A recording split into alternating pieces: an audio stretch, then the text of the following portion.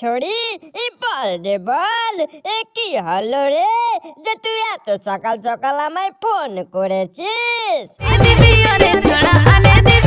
আরে কি এনে দিব রে তোকে? চুড়ি কানের এনে দিব, আর কি লাগবে?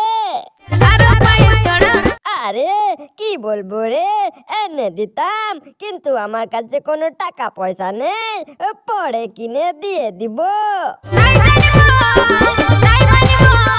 আরে বাবা এরকম কেন বলছি? ঠিক আছে আমি তোকে দিবই না। আহা তাই নাকি? মিথ্যে মিথ্যে কথা করছিস। কি শেষবারের মতো বলছিস, একটু খুলে বল।